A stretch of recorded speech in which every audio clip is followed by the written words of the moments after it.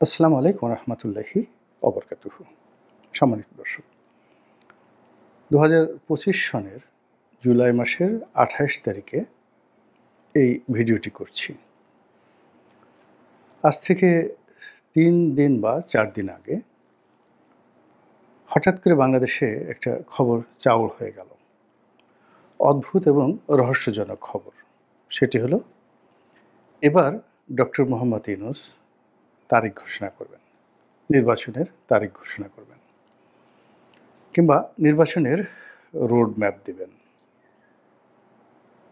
আপনারা জানেন যে গত ১টি বছর ধরে কেবলই মাত্র এই নির্বাচনকে কেন্দ্র করে রাজনৈতিক দল সরকারের মধ্যে যে সকল বাহাস হচ্ছে, যে সকল কূটনীতি হচ্ছে এবং এক পক্ষ অপর পক্ষকে ঠকানোর জন্যে, অপর পক্ষের উপর আধিপত্য স্থাপন করার জন্যে, কিংবা ধরুন এক পক্ষ অপর পক্ষের সঙ্গে কূটনীতি করার জন্যে যে সকল কৌশল অবলম্বন করেছেন এবং যে সকল কর্মকাণ্ড চালিয়েছেন প্রকাশ্যে এবং অপ্রকাশ্যে, তা এই জুলাই মাসে এসে সবার জন্য বুমেরাং হয়ে পড়েছে।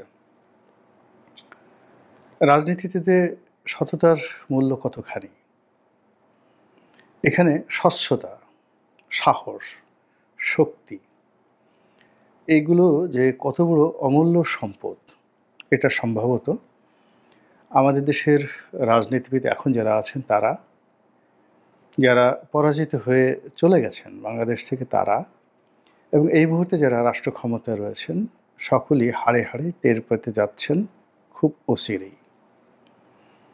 যা বলছিলাম যে ডক্টর মোহাম্মদ ইউনূস, তার কাছে রাজনৈতিক দল এবং দেশের জনগণের একমাত্র এবং প্রধানতম দাবি হলো তিনি একটি অবাধ, সুষ্ঠু এবং নিরপেক্ষ নির্বাচন করবেন।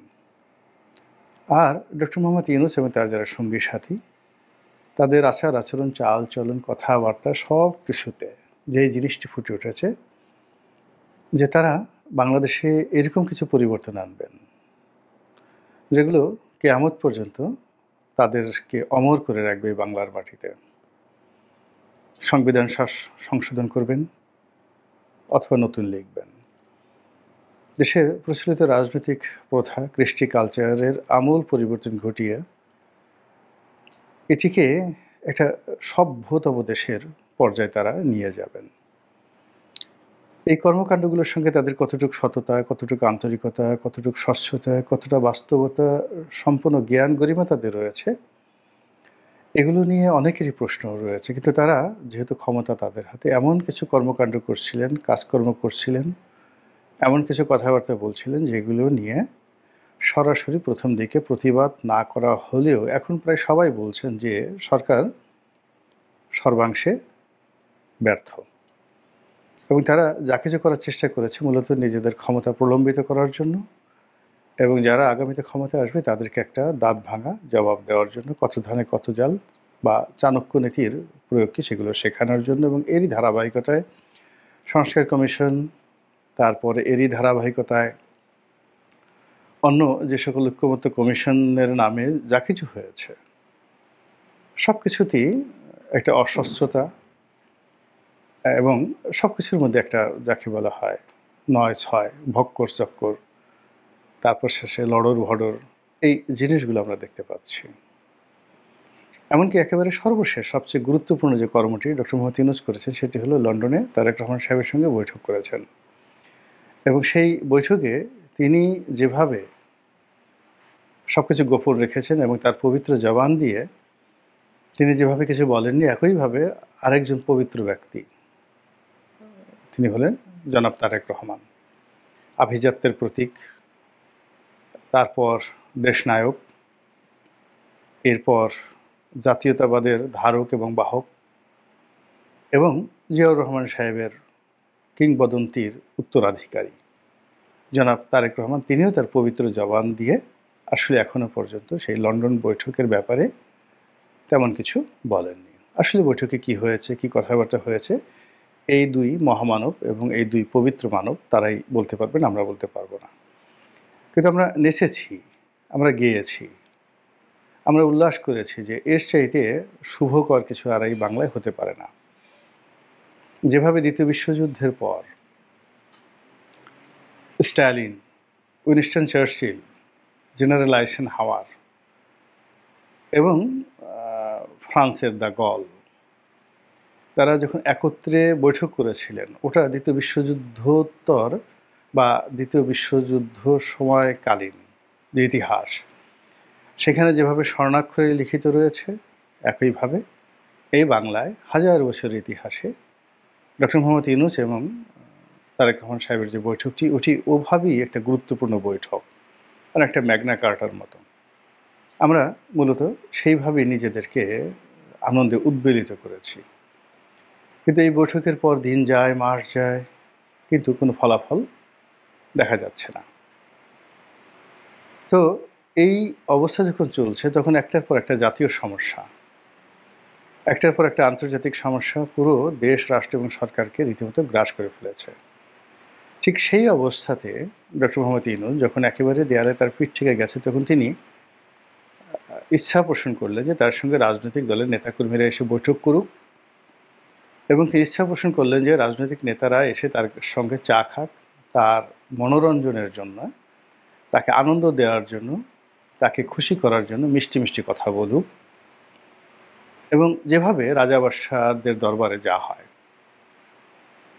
হুজুর যা কিছু বলেন বাকি সবাই মাশাল্লাহ, সুবহানাল্লাহ, আলহামদুলিল্লাহ, ঠিক ঠিক ঠিক, এই যে শব্দগুলো বলা হয় বা উচ্চারণ করা হয়, এবং এটি এখনকার মানে রাজনৈতিক মঞ্চে এই বিষয়টা একেবারে যাকে বলা হয় সর্বজন বিদিত হয়ে গেছে। একটা সময় ছোট ছোট হুজুর যারা আছেন, ছোট ছোট মোল্লা আছেন, মাতুব্বর আছেন, তারা গ্রাম্য বিচার সালিশে সবাইকে বলতেন, আচ্ছা বলো তো আমি যেটা বলেছি সেটা ঠিক কিনা, সবাই বলতেন ঠিক।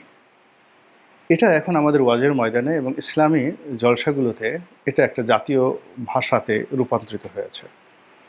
আশ্চর্যের ব্যাপার হলো যে রাজনৈতিক দলগুলো, এই রাজনৈতিক দলগুলোতেও এখন এই যাকে বলা হয় এই ঠিক ঠিক এটার যে ভাইরাস, এটা আক্রান্ত হয়ে পড়েছে। আওয়ামী লীগের মধ্যে এই ঠিক ঠিক সুযোগটি শেষ পর্যন্ত তারা ব্যবহার করতে পারেনি, কিন্তু বিএনপির অনেক যারা নেতৃবৃন্দ রয়েছেন তারা এখন এই ঠিক ঠিক শব্দের সঙ্গে গলা মিলাচ্ছেন। তো এইরকম ঠিক ঠিক ধুয়ো ধ্বনি শোনার জন্যে ডক্টর মোহাম্মদ ইউনূসের মধ্যে যে উদ্গ্রীবতা দেখা দিয়েছিল, সেটির একটা পরাকাষ্ঠা তিনি দেখালেন, এবং রাজনৈতিক দলগুলো হুড় হুড় করে তার কাছে গেলেন, তার দরবারে হাজির হয়ে তাকে অনুপ্রেরণা যোগালেন, তাকে শক্তি যোগালেন, এবং তারই মধ্যে একটি রাজনৈতিক দলের প্রধান। তো তার কাছে ডক্টর মোহাম্মদ ইউনূস মনের কিছু কথা বললেন। ডক্টর মোহাম্মদ ইউনূস নিজ পবিত্র জমারে ওই লোকের মাধ্যমে বলেছেন, আর ওই লোক এসে জাতির সামনে বলেছেন যে ডক্টর মোহাম্মদ ইউনূস আগামী 4-5 দিনের মধ্যে, অর্থাৎ আমি যখন বললো আজ এই ভিডিও করছি তার 3-4 দিন আগে তিনি এই কথা বলেছেন যে তিনি জাতির সামনে নির্বাচনের একটা রোডম্যাপ বা তারিখ ঘোষণা করবেন। ব্যাস, এখন আমরা সবাই মিলে খুশিতে উদ্বেলিত যে আহা, আকাশে বাতাসে এসেছে, সুসংবাদ আর হতে পারে না। ডক্টর মোহাম্মদ ইউনূসের পবিত্র জবান দিয়ে যখন একটা নির্বাচনের তারিখ ঘোষণা করা হবে, সেটা যে মাসই হোক, সেখানে যত যদি থাকুক, যত কিন্তু থাকুক, যত ডট থাকুক, যত ফুল স্টপ থাকুক, যা ইচ্ছা তাই থাকুক, ডাজ নট ম্যাটার, তিনি তার পবিত্র মুখ দিয়ে একটা কিছু ঘোষণা করবেন। এখানে এই আনন্দে আমরা সবাই উদ্বেলিত। বিএনপির যারা লোকজন আছেন তারা আশা করছেন, কি আশা করছেন? লন্ডন বৈঠকে তাদের মহান নেতা জনাব তারেক রহমান সাহেবের সঙ্গে পৃথিবীর বিশ্ব মানব, শ্রেষ্ঠতম মানব জনাব ডক্টর মোহাম্মদ ইউনূস, তার যে বৈঠক হয়েছে, এই পবিত্র বৈঠকের পবিত্র যে শর্তসমূহ, চুক্তিসমূহ, এটা অক্ষরে অক্ষরে বাস্তবায়িত হবে, এবং সে অনুযায়ী ফেব্রুয়ারি মাসের 15 তারিখের মধ্যে একটা নির্দিষ্ট ডেট ঘোষণা করবেন ডক্টর মোহাম্মদ ইউনূস। এরকম একটা আশাবাদ ব্যক্ত করা হচ্ছে। কিন্তু অবাক করার ব্যাপার হলো, এর মধ্যেই নানা রকম ঘটনা ঘটে যাচ্ছে। আজকে আমি যখন এই ভিডিওটা করছি তখন দেখলাম ইন্টারনেটে যে ঐক্যমত্যের কমিশন থেকে জনাব সালাউদ্দিন সাহেব ওয়াক আউট করেছেন, বের হয়ে এসেছেন। এত ডিটেলস আমি দেখিনি, কিন্তু বের হয়ে এসেছেন, এবং এটা যে উনি বের হয়ে আসবেন, এটা আরও অনেক আগে যখন এই বৈঠক শুরু হলো তখন আমি বলেছিলাম যে এরকম পরিবেশ পরিস্থিতি তৈরি হবে। এটি উনি বের হয়ে এলেন। এর আগে সিপিবি রুহিন হোসেন প্রিন্স তারা বের হওয়ার চেষ্টা করেছেন, শাহাদাত হোসেন সেলিম উনি বের হওয়ার চেষ্টা করেছেন এবং আগামীতে এটা যদি আরও কন্টিনিউ করতে থাকে তাহলে ওই ঐক্যমত্যের কমিশনে যদি হাতাহাতি মারামারি হয়, রক্তারক্তি কাণ্ড ঘটে, আমাদের যে ট্র্যাডিশন সেই ট্র্যাডিশনে সবাই আশ্চর্য হলেও আমি কিন্তু আশ্চর্য হব না। তো এনিওয়ে উনি কবে ঘোষণা করবেন আর আমার এই ভিডিওটি কবে প্রচারিত হবে আমি জানি না। তবে যেটি হচ্ছে যে আমার কাছে অতীতের যে ইতিহাস, ডক্টর মোহাম্মদ ইউনূসের ইতিহাস, সেই ইতিহাস দেখে আমার কাছে মনে হচ্ছে না এখানে আশাবাদ ব্যক্ত করার মতো বা আশাবাদী হওয়ার মতো কোনো ঘটনা ঘটতে পারে বা ঘটবে। অবস্থার দৃষ্টি মনে হচ্ছে যে বিএনপিকে কেন্দ্র করে সর্বমহলে যে চক্রান্ত চলছে, তারেক রহমান সাহেবকে ছোট করার জন্য, তাকে আর ইমেজ ক্ষুণ্ণ করার জন্য, তার আয় রোজগার, তার শিক্ষা দীক্ষা, তার ব্যক্তিগত জীবন, তার মেয়ের জীবন, তার স্ত্রীর জীবন, তার সকল বিষয়াদি নিয়ে যেভাবে টানা হেঁচড়া করা হচ্ছে এবং বিএনপির যে সকল বিরোধী পক্ষ এবং তাদের হাতে যে সকল ওয়ার মেশিনারিজ রয়েছে, মানে আমরা যে এখন ইন্টারনেটে যে যুদ্ধ করছি, সেই যুদ্ধের যে মেশিনারিজগুলো রয়েছে প্রায় সব মেশিনগুলোতে বিএনপি নেতাদের খিস্তি খেউর করে যে সকল বক্তব্য দেওয়া হচ্ছে এবং এর দ্বারা মানুষ কিন্তু ইনফ্লুয়েন্স হচ্ছে।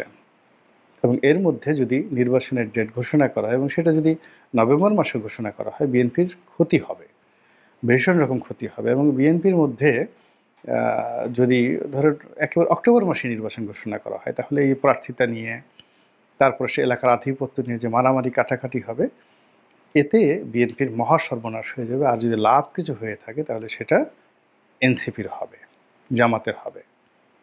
এখন বিএনপির এই আশাবাদ এবং আমার এই যে আশঙ্কাবাদ, এটা কতটা বাস্তব রূপ লাভ করে একমাত্র মহান আল্লাহ রাব্বুল আলামিন জানেন। আল্লাহ আমাদের সবাইকে হেদায়েত দান করুন এবং হেফাজত করুন। আসসালামু আলাইকুম ওয়া রাহমাতুল্লাহি ওয়া বারাকাতুহু।